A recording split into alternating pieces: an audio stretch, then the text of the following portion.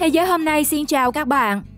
Gần đây người ta thường gắn các câu chuyện lạ thường có 102 với các mác độc lạ Bình Dương. Tuy nhiên, thực tế thì không chỉ ở Bình Dương mới có những chuyện gây sốc.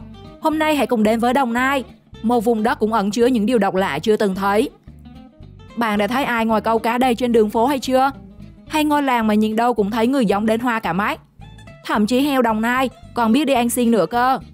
Hãy cùng thế giới hôm nay khám phá ngay 15 điều độc lạ Đồng Nai khiến thế giới sốc nặng nhé.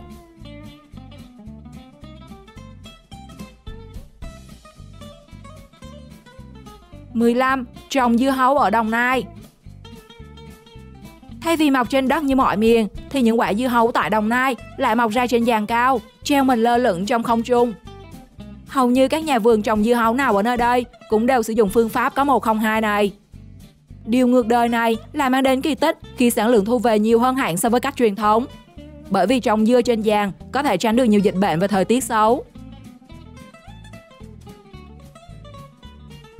14. Cặp đôi kỳ lạ nhất Việt Nam. Câu chuyện tình yêu giữa nàng 65, chàng 24 từng làm rúng động cộng đồng mạng bởi sự chênh lệch tuổi tác quá lớn.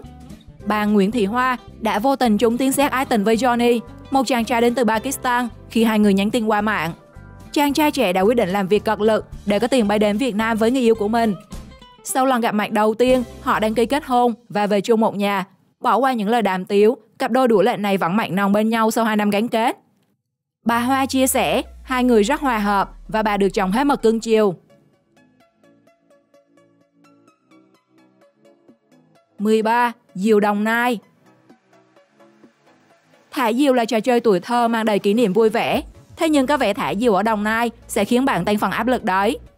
Thay vì hình cá, hình bướm, thì diều Đồng Nai là thái bàn đủ hình dạng kỳ quặc. Nhưng mà tưởng đâu đang mùa lễ hội Halloween. Không chỉ những con diều nhắc ma người nhìn, còn có sự xuất hiện của những con diều không thể bá đạo hơn, như diều hình đường tanh, quân bài, cá khô một nắng.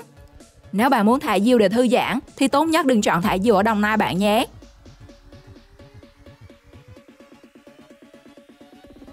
12. Giếng nước tự phun.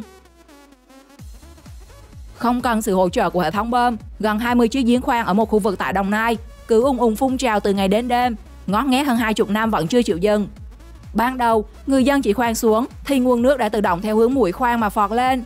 Độc lạ là nếu để nguồn nước tự nhiên phun trào thì không sao, nhưng có lỡ ngăn nó lại thì nó sẽ không bao giờ phun trào tự động như thế nữa. 11. Chữa bệnh ở Đồng Nai. Một cậu bé chỉ 9 tuổi ở Đồng Nai được xem là thần y chữa bách bệnh. Cách chữa bệnh của thầy Lan Nhí này hết sức độc lạ, đó là thầy sẽ sờ vào vết thương và những chỗ đau của bệnh nhân, hoặc thầy sẽ hút đầu vào những chỗ ấy, thế là bệnh nhân đã được chữa khỏi bệnh. Những người được thầy chữa hầu hết chỉ cần vuốt một lần, nặng lắm mới vuốt lần thứ 2 và chưa có ai phải vuốt lần thứ 3. Thông tin về thần y Đồng Nai này nghe hết sức hấp dẫn và uy tín, đã lôi kéo rất nhiều người phương xa đến để được thầy sờ. 10. Superman Nhí. Dù chỉ mới 12 tuổi, nhưng cậu bé Nguyễn Hoàng Nam lại sở hữu thân hình vạm vỡ, cơ bắp cuồn cuộn. Điều đáng ngạc nhiên là cậu chưa từng tập luyện thể hình hay bất cứ bộ môn gì. Từ khi mới sinh ra, cậu bé đã phát triển thể chất nhanh hơn nhiều so với bình thường. Khối lượng thức ăn của cậu bé cũng khổng lồ hơn những đứa trẻ khác. Món ăn khoái khẩu của cậu là thịt gà, trứng, chuối. Đó đều là những thực phẩm giúp phát triển cơ bắp. Cũng vì thân hình vạm vỡ đó mà cậu được nhiều người gọi vui là Superman Nhí. Nhiều anh em gymer chắc hẳn sẽ ghen tị lắm, vì mình phải cật lực tập không ngừng mới có tí cơ, trong khi người ta sinh ra đã múi nào múi nấy rõ ràng rồi.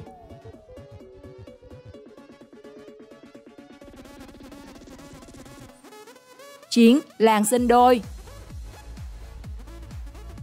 Ở ấp Hiệp Hưng, xã Hưng Lộc, huyện Thống Nhất, tỉnh Đồng Nai, được mệnh danh là ngôi làng sinh đôi, khi chỉ trong vòng 20 năm, ấp này đã có hơn 70 cặp sinh đôi, sinh ba ra đời. Đi từ đầu làng cho đến cuối ngõ, du khách dễ nhầm tưởng mình hoa mắt, bởi tưởng nhìn một thành hai. Nhiều người cho rằng nguồn nước giếng nơi đây chính là nguyên nhân chính, khiến cho người nhà nhà đẻ song sinh. Không ít người phương xa đến đây để xin nước về uống, với mong muốn thuận lợi trong việc có con. Không chỉ Đồng Nai, ở miền Tây, tỉnh An Giang cũng có một ngôi làng tương tự như vậy. Đi đoạn đường 700 m đã có tới 16 cặp sinh đôi ở các hộ gia đình.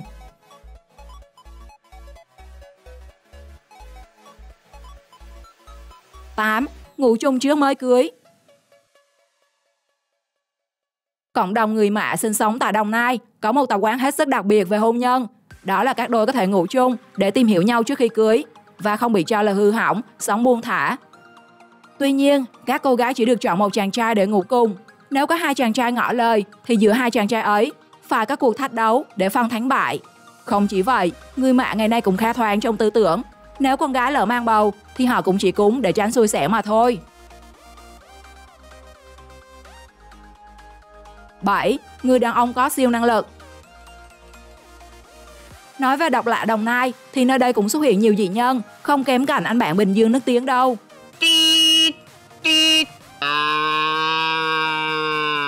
Hãy nhìn người đàn ông có siêu năng lực này, ông ta có thể phát ra âm thanh của tất cả mọi thứ trên đời, từ tiếng kêu con vật cho đến các tiếng động vật nhỏ nhóc. Lắng nghe ông ấy tạo âm thanh của tiếng xe cứu hỏa, thật không tài nào phân biệt đâu mới là tiếng thật.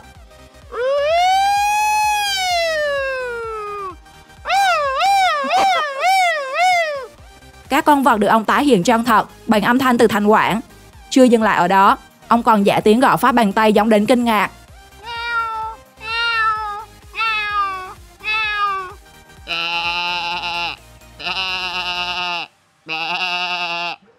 Mấy gì ra cha mơ ước, tôi ước, bà ước, em dần em hờn ước ai. 62. 6. Kỵ màu đỏ và không ăn tân gia. Người dân thành phố Biên Hòa, Đồng Nai có những điều kiêng kỵ hết sức kỳ lạ. Trong khi màu đỏ thường tượng trưng cho sự may mắn, thế nhưng người dân Biên Hòa lại rất kỵ màu sắc này. Họ không đi xe màu đỏ vì cho rằng sẽ bị tai nạn đổ máu, không mặc quần áo màu đỏ vì sợ sẽ ốm đau bệnh tật, thậm chí là chết bất đắc kỳ tử. Bên cạnh đó, người Biên Hòa cũng không tổ chức ăn tân gia, bởi người tổ chức có thể sẽ gặp xui xẻo, cơ ngơi lụi tàn. Do đó mà họ thường góp chung với các tiệc kỷ niệm, sinh nhật để mời người thân, bạn bè đến chung vui. 5. Mộ cự thạch. Mộ cổ cự thạch Hàng Gòn là một di tích lịch sử kỳ bí của tỉnh Đồng Nai, thu hút sự quan tâm của nhiều người. Ngôi mộ được một kiến trúc sư người Pháp khai quật từ tảng đá nhô cao, bên cạnh gốc cây cổ thụ vào năm 1927. Các nhà khảo cổ khi nghiên cứu đã phát hiện rất nhiều mảnh gốm cổ, có dấu vết than tro, đất cháy trong tầng văn hóa và một số hiện vật quý động nhất vô nhị.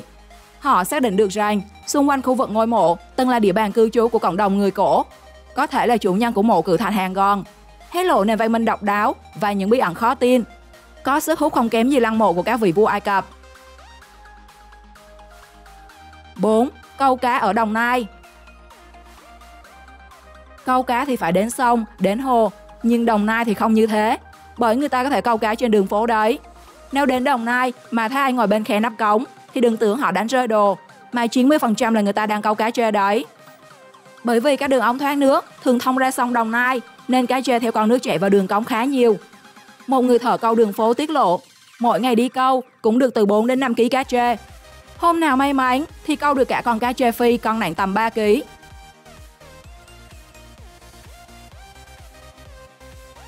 3. Heo ăn xin.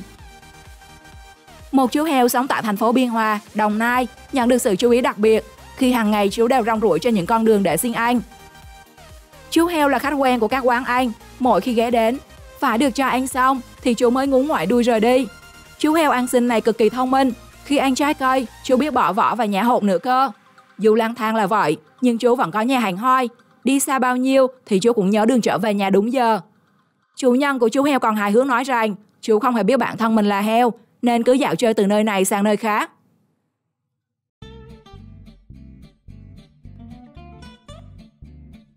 2. Những hòn đá kỳ lạ. Quần thể đá Ba Chồng là một địa danh nổi tiếng của Đồng Nai, bao gồm 3 cụm đá. Thứ nhất là núi đá voi, có hình dáng của hai chú voi đứng song song. Thứ hai là hòn dĩa, có hình dạng chữ nhật không đồng đều như những chiếc dĩa. Nổi bật nhất là núi Ba Chồng với 3 hòn đá xếp chồng lên nhau. Dù hiện lên giữa khu dân cư sầm uất, nhưng vẻ đẹp hùng vĩ tự nhiên của địa danh này vẫn không mất đi. Núi đá Ba Chồng vừa nhìn sẽ đem lại cảm giác sợ hãi vì những tảng đá có vẻ trong trên và có thể đổ xuống bất cứ lúc nào. Nhưng những hòn đá này thực tế rất vững chãi từ hàng triệu năm nay. 1. Những biệt thự bỏ hoang. Khu đô thị Viva Park tại Đồng Nai với hơn 600 căn nhà và biệt thự cùng các tiện ích đi kèm như công viên, đường phố bị bỏ hoang không một bóng người. những căn nhà đã được xây dựng hoàn thiện cũng trở nên hoang tàn, xuống cấp bởi dự án này bị phát hiện là xây dựng trái phép. Quy mô hoành tráng, kiến trúc hiện đại nhưng cũng phải ngậm ngùi chịu cảnh trơ trọi, hoang vu vì không có người ở. Một nơi đáng lý là thiên đường để sinh sống mà giờ đây đã trở thành nơi chỉ để tranh bò, khiến nhiều người không khỏi tiếc nuối. Trong tất cả những sự thật độc lạ Đồng Nai chúng ta vừa tìm hiểu, bạn ấn tượng nhất với điều gì? Hãy để lại ý kiến của mình bên dưới phần bình luận. Và đừng quên like và subscribe kênh để cùng thế giới hôm nay khám phá nhiều điều mới lạ khác nhé. Xin chào và hẹn gặp lại!